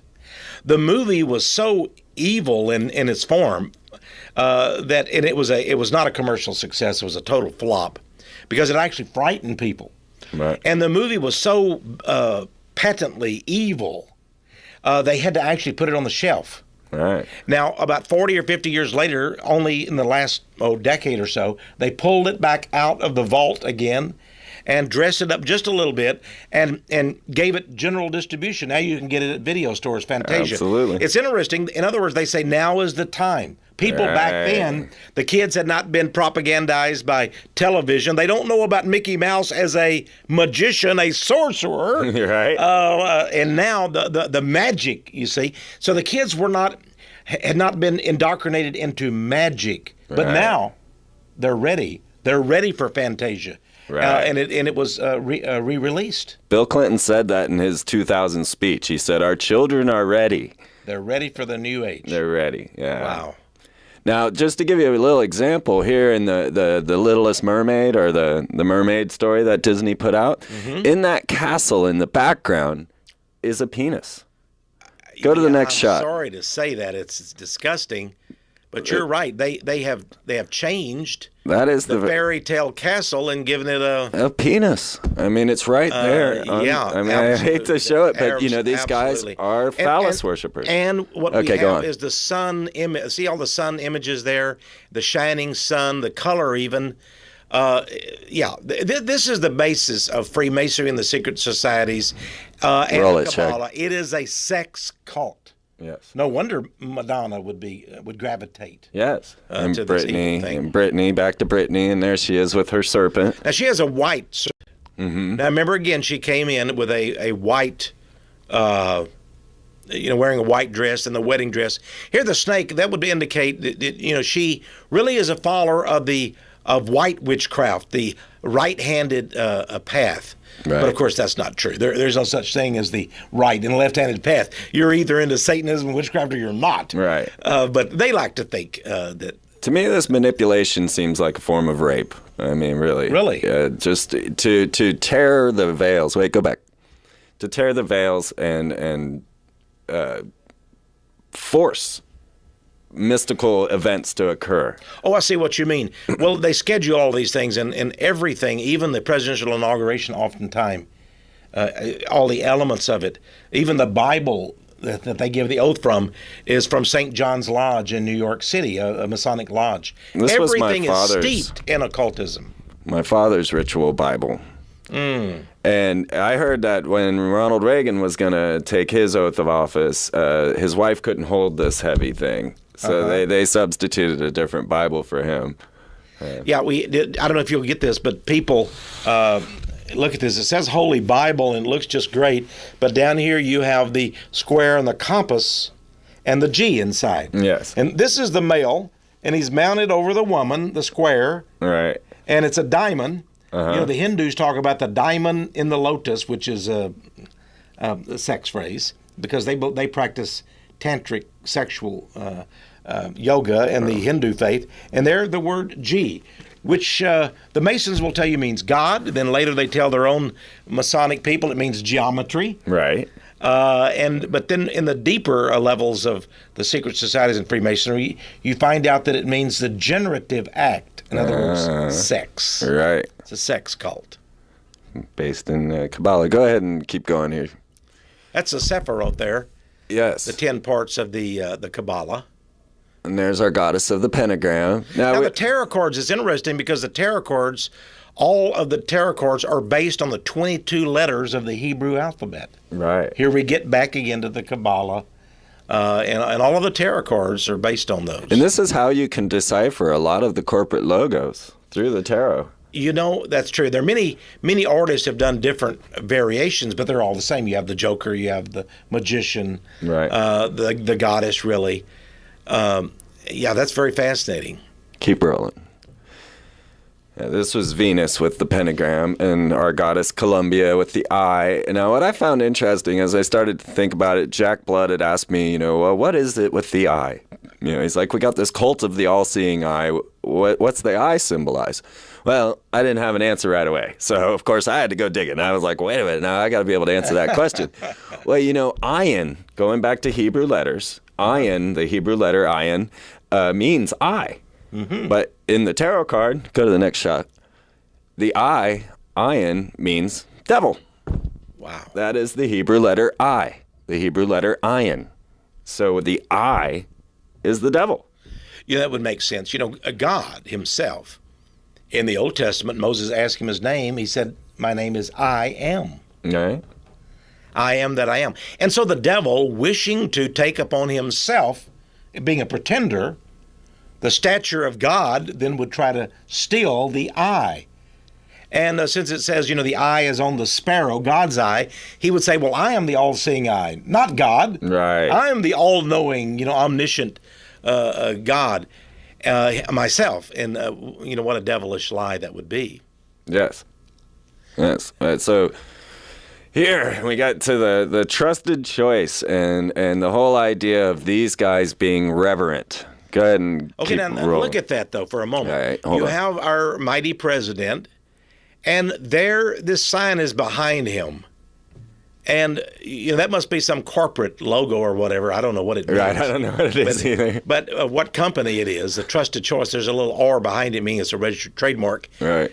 But you see how the whoever filmed this, and it was this probably on television or whatever, or probably magazines and newspapers had this picture.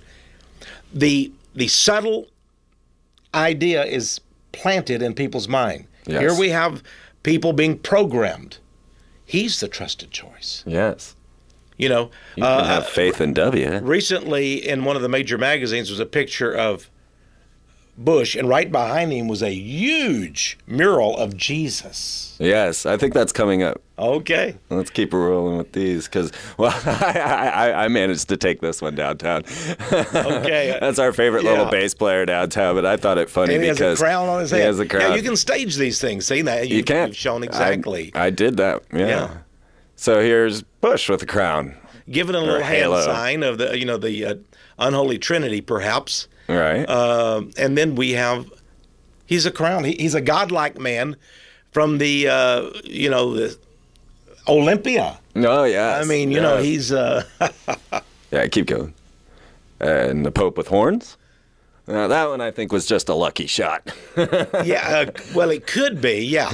Maybe somebody saw it. After they take the shots, though, That's remember, true. In these magazines, they have art committees, right. Photographic committees. They choose photos, especially on the covers of magazines. A whole committee sits and says, what are we going to have this week for the cover of our magazine? So even though this was a lucky shot, perhaps, it was chosen for inclusion. A little sign there. Right. Very good point. So this was just a representation of the halo, and then go to the next shot. And, well. There we have the God-man with a halo, the sun halo, the sun god of America. Yes. Looking very somber and very... like a deity. Now, he just is right now trying to pass a bill saying that Wicca is not an acceptable religion in the military. Oh, really? Yeah, they just now, actually the pastors in the military, I meant to bring this article with me, but the pastors in the military actually have a code in their books saying, well, yeah, they can practice their Wicca. Their handbook. Mm-hmm. And they sit over and watch it. But now George Bush is saying, well, I don't think Wicca is really a form of religion and can't be allowed in the military. Well, that must, I think this is something, a little bone he would throw to his fundamentalist Christian I'm a Christian, of course, but this is a little bone they throw to the fundamentalist Christians. And then they go, wow, this guy is for us. He's one of us. Right. And, it makes his constituency happy. Yes. And that's it. Yes. And that's it. But the fact that he is into witchcraft himself and a member of the Order in Skull and Bones makes a mockery that he really would oppose witchcraft. That's just plain simple. Yeah, I mean, he does witchcraft. Go ahead and keep rolling with that. They absolutely practice witchcraft. Open ritual, doing it right there at the temple in the tomb, as we were talking about last time we were together. Doing these rituals where they recount their sexual acts. And yeah, they're absolutely practicing magic. Now, I don't think that's George. Is that not George? I haven't seen a photo exactly like that recently. He looks awful like it. Go to the next shot. Although Time Magazine had Clinton. I think that's the same guy. Oh, yes. Okay, we say... I think that was the same guy. Now, some people would say that's the UT symbol. But, of course, that's an impossibility. Because of the thumb sticking out. That's not UT. It's not University of Texas Longhorn symbol at all. Not to mention all the ones we went through last time showing that many of these people are not UT people at all. No. There's our gal. Yeah, giving the old... And by the way, some of the surfers use this sort of they call this the hang loose sign. Hang loose, but it can also be used as a satanic. There's a lot of confusion in this area. Yes. Over that symbol, the El Diablo, or the horn god Satan. Now, here are just some humorous shots I found. I'm not exactly sure what's going on here. We don't know. That's a terrible shot. I think that's a skull and bones ritual being enacted in front of us. Isn't it interesting they would put this in a magazine? Yeah. Or what are they telling us? It's disgusting in a way, but what are they trying to tell us? I don't know. There.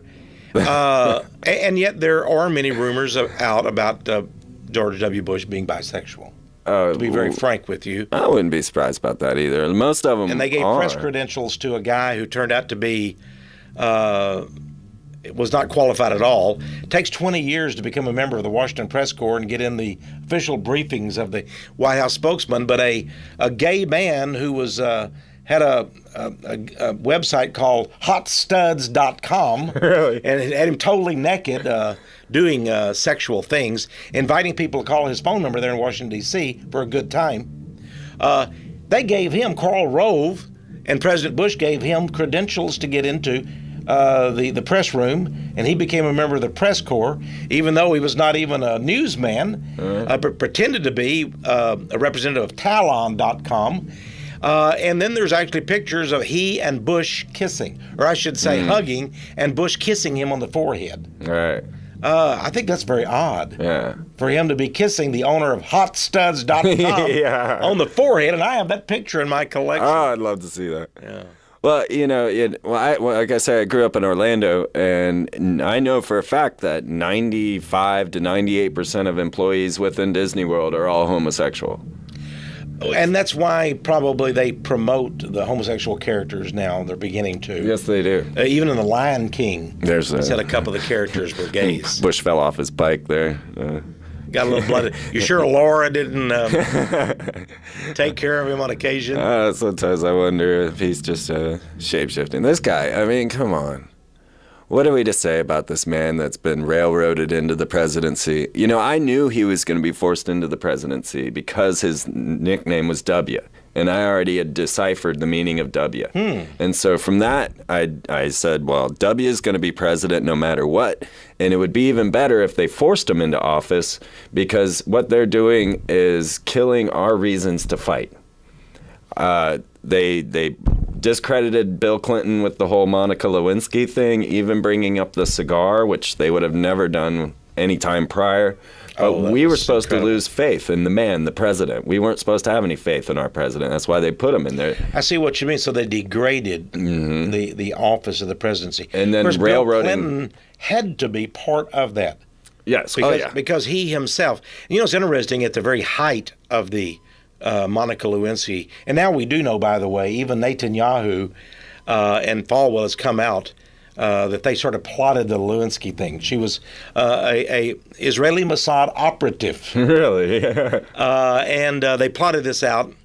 Well, they knew he was a coke-snorting womanizer. I mean, and they put her in the White House and gave her a thong and said, let the president see. Work late and let the president see it. I have a picture of her and her mother visiting Jerusalem and giving Masonic their signs that you can see. Yeah, so they had even practiced these things. I don't know, to go over there and get favor from their gods, the Kabbalistic gods. Right. Lewinsky, of course, is Jewish. Uh-huh. Did you know that they called her in the press, the Jewish press, called her another Esther? Really? Yeah. Clinton evidently was not giving Israel everything that they wanted. And he and Netanyahu had a lot of arguments over this. And so they decided to disgrace him. Well, that brings up a question for me. Now, let's move to today.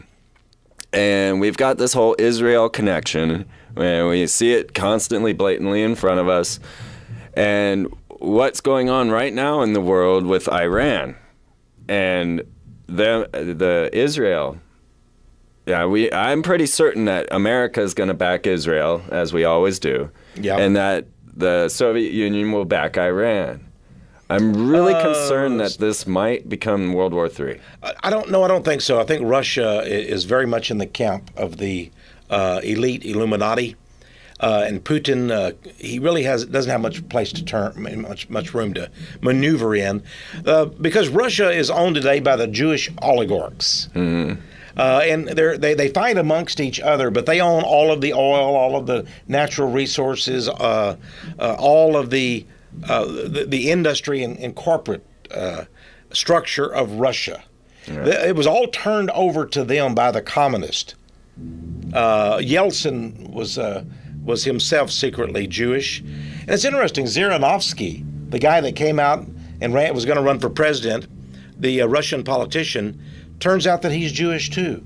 But he's the guy that railed against the Jews. Right. So you see, they have both sides, and they bring in the Hegelian dialectic. This is why they have the two towers, the two columns, the black and white checkered floor. All of these are symbols, even the double-headed eagle. Now, Putin, at a press conference, he was criticized by some of the members of the Western press.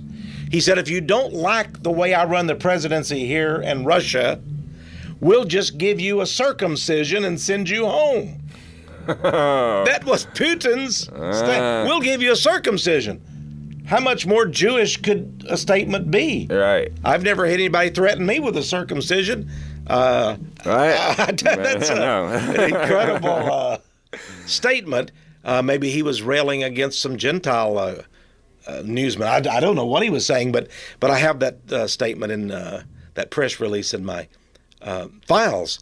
So, but they create the illusion of differences. Right. That was. But I don't think at all that there's a problem there. What happened in Iraq? Russia said, "Oh no, don't go in there. You know, Saddam Hussein is our client, our friend. We went in anyway." And what did Russia do? Nothing. Right. We went in Afghanistan. So I think that the Russians are pretty putrid right now. They don't have the capability.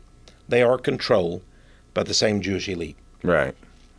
Well, I expect Third World War to be set up. I got this little quote here from... Well, I believe that. I believe it could be a religious war, though, and it's already begun, perhaps, with Iraq and Afghanistan, the Muslims. Uh-huh. Go ahead. I'm sorry. Well, no, it's fine. This was just a little something that Albert Pike had said, that he wanted to foment the Third World War by between the Zionists and the Arabs. And then he says the conflict, World War III, was planned to spread worldwide. The Illuminati, said the letter, which was written back in 1871, planned to unleash the nihilist and the atheists and provoke a formidable social cataclysm which in all its horror will show clearly the turmoil. Then everywhere the citizens obliged to defend themselves against the world delusioned with Christianity, whose deistic spirits will from that moment be without direction, anxious for an ideal, but without knowing where to render its adoration, will receive the true light through the universal manifestation of the pure doctrine of Lucifer. Now, this was his statement on World War III back in 1871. All right, so he said we're going to have 3 world wars in succession. Right. The last one, said Pike. Now remember, he's the greatest man of all secret societies. Right. The former sovereign grand commander of Scottish Rite Freemasonry. He designed their 33 rituals, for example. And we have already shown his classic textbook. His tomb is literally in Washington, D.C., at the international headquarters in that building. Yes. She told me it was haunted. Yeah, the House of the Temple. Yeah, we discussed that the last time we met. Now, the third war, as you read, they said, would culminate. It would be a religious war. Even though they would unleash the nihilist and the atheist, it would be a religious war. Now, what do we have gathering steam now? We have the Arabs, or the Muslims world, and George Bush has infuriated them. Right. Insulted them. And all of these photos coming out about Abu Ghraib and all of those things are to infuriate, to drive them, these cartoons and everything. And we're killing these people indiscriminately over there, murdering them. We're putting them in places like concentration camps without any pretext at all, no trials. We're worse than or bad as Hitler in setting up gulags across the world. Now, the Muslims are infuriated. Who do they hate? They hate the Jews. But wait, they hate the Christians. Why? Because Bush says, I'm a Christian, and God has told me to go over and kill you people. Right. Now, at the same time then, the Christian right wing is led by Falwell, Dobson, Robertson, and all of them are saying, go over and kill the Arabs. Yeah. Mohammed was nothing but a pedophile monster, and now let's go kill all the Arabs. And I actually have a Baptist, one of the top Baptists who's written many books. I got his newsletter, and guess what the man said? He said, I think it would be good for all the Palestinian youth to just volunteer to take a bullet in the head, lay down, and die. This is that's an evangelist? An evangelist of the Baptist faith saying these things. Oh my God. His name is Dr. Samuel Gipp. And I think I'm pretty close to what he said, but I'll be glad to quote it exactly. But basically said that he had seen a Palestinian youth take a shot in the head. He said, that's good. I said, lay down, boy, and die. Good, that's good. Now, see, this is monstrous. This is not what Jesus would do. No. I don't think Jesus ever called for shooting anybody in the head or spearing them or anything else. He said, turn the other cheek. Right. These people are false Christians. They are satanic monsters pretending to be evangelists and pastors. But guess what? They are telling Bush the Jews are God's chosen. God wants them to have the land. Drive the Palestinians off of it. Take their land, take their businesses, take their orchards. What does it matter? God wants this. And Bush says, I'm doing this for God. Right. And now we have the Christians who will all be hated because their leader, Bush, and their evangelical leaders all say, go kill the Arabs, Muslims, take the land for the Jews. The Jews are God's chosen people. Right. They're like God's on earth. Let's put them on the pedestal. They can't do any wrong. Now many in the Christian religion, the right-wing Christians, are actually saying the Jews don't even need Jesus. Right. They're abandoning Christianity, favoring. In fact, I've seen people like John Hagee, Cornerstone Church in San Antonio. He actually says that the chief mission of Christians today is to make sure that Israel keeps their land. Now, I thought it was to save souls. I thought it was to reach people. I thought it was to go help the downtrodden, the poor, and poverty. I thought it was to do the works of Jesus. But these people come forth and saying, I'm preaching here. Hey, great job, but you know what they say? Our mission is to make Israel a superpower. Our mission is to give them billions of dollars every year in support. Our mission is to make sure the Muslims don't get the bomb, even though Israel has 400 nuclear weapons as a minimum. Right. If they're, all produced in their own Dimona plant. And by the way, they were given the plans for the atomic bomb, just like the Russians were, by Jewish spies here in the United States. Right. So we've given the atomic bomb, nuclear weapons, to Israel. How would you feel if you were Iranian, you were Syrian, you were a Muslim sitting over in Libya, knowing that people who hate you, who say they're superior to you racially, sitting in Israel, have 400 nuclear bombs, and they have aircraft that can deliver the bombs, and they have nuclear submarines that can shoot missiles with bombs and kill you instantly. And I have a quote from a Hebrew professor at Hebrew University, I should say, Jewish, who says, if the Europeans don't do what we say, we'll nuke them too. We can topple the capitals of Europe with our nuclear bombs. If I were the prime minister of Iran, you know what I'd want to do? Develop a nuclear bomb. Right. He has said over and over, this prime minister of Iran, I'm not trying to favor the guy. They're trying to make him look like another Hitler. Right. But what has he said? Israel has the bomb. Yeah. We are threatened. What are we going to do? And he has actually said, we will not produce a bomb, a Muslim bomb, if the Jews will give up all of their hundreds of bombs. And everybody says, oh, how terrible you are. How can you ask that? Why, how can you ask such a thing? You horrible racist demagogue to make Israel give up their bombs. Yeah. You know, it's not enough that America and Russia between us have 50,000 bombs and favor the Jews. I don't think Israel has a problem of being run over when they have the entire United States military as their proxy. Right. And Bush saying one of our priorities is to be right there and save their bacon in Israel. I just think it's amazing that the American press, nobody mentions the fact that we should get rid of all the bombs. Am I a pacifist? Am I a left-winger? No, I'm not. Right. To be very honest with you, I don't vote Democrat. But you know what? I believe that. Yeah. If we want to say Iran, no bomb. Syria, no bomb. We should say Israel, no bomb. Right. Totally denuclearize. Why is it that people like Noah Chomsky and all of these people that claim they're against the New World Order, why don't they get in the streets and say, Israel, give up your bombs? And Iran, you too, don't build any bomb. I don't want Iran to build a bomb. No. But I want Israel to give up their bombs. Right. And, you know, it might not be a bad idea if the United States and the Soviet Union gave up theirs, too. Right. By the way.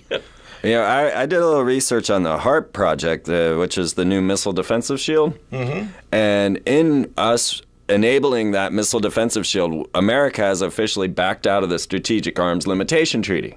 Because we now have a force field, which is against, you know, mutual destruction. So the HARP system, we'll have to get to that some other time. Maybe another time. Yeah. We're on symbols and goddesses. Yeah, I might have opened a can of worms there that didn't need to be open right now. And CODEX MAGICA, my new book. Yeah, so let's throw this out here. You know, you guys, check this book out. It's getting rave reviews. You know, people were talking to me about this in Tucson. Oh, I'm glad. I was just there for the Gem and Mineral show, and people were awaiting their order anxiously, and I'm like, oh, well, you got to go download the show, you know. You can download the Tex and I's last show on the internet. Just go to the freemanperspective.blogspot.com, which will be at the end of the show here, and you can download our last show where we covered the different hand signs and gestures that the Illuminati use right in front of us. I mean, we covered Jerry Seinfeld and Pat Robertson. All giving secret signs. They're hidden codes, mysterious symbols. Yeah, this book has over 1,000 pictures. It's over 600 pages. And it's based on literally 2 decades of research, but particularly the last 5 years have been very concentrated. I think this is the book. You know, if somebody, they don't have to read. It's this explosive. Is like 10 videos in one. Right. And it will show they are all giving these secret signs to each other. They're communicating on TV and radio. In many ways. By the way, I'm seeing on the screen here, boy, you've got some tremendous images. That must be from that's Denver's airport. Exactly right. Wow. I stopped by there and decided to film that real quick. Wow. It's amazing work. Obviously. Did you notice on little pedestals high up in the ceiling? There would be little devil. The little devil, statuettes. Yeah. You're just walking down there, and way up there, there's a 60 feet up, there's a little, maybe not that much, but there's a little pedestal. Yeah. And there's a little devil god up there. Yeah. Overlooking you. I got a picture of one, but inside the new airport. Probably won't make it to that. Yeah, there was one sitting in the luggage area in the airport, and it's sitting in a suitcase. It's a little devil sitting there in the suitcase. Yes, I remember that. I couldn't believe it. It tells you a little bit about who put that together. And there are many rumors, you know, that it goes down many the basement levels. There are many levels like 16 floors underground. Right. And some strange things go on there. Satanic rituals, human sacrifices. I haven't been able to verify those, but from the looks of some of the things you've been seeing on the screen here, some of the murals, and we mentioned the statues, it's an incredible place. It is all about death and devastation. And rumor has it that in the new world, when we've got this new world order, if this actually occurs, I'm hoping that it won't, but that Denver will be the western capital of America, and Atlanta will be the eastern capital. I can believe that. They have what they call ley lines. Uh-huh. And they believe the earth emanates, there's a grid, and power forces come up. Right. From the underworld, and there's energy forces unleashed. And Denver is considered to be one of those areas. I believe that's why Pope John Paul II visited World Youth Day in Denver and Colorado Springs. He first came from the Vatican and visited the Mayan death sites, the pyramids down in Mexico. And then he flew from there right to Denver. What a connection. Yeah.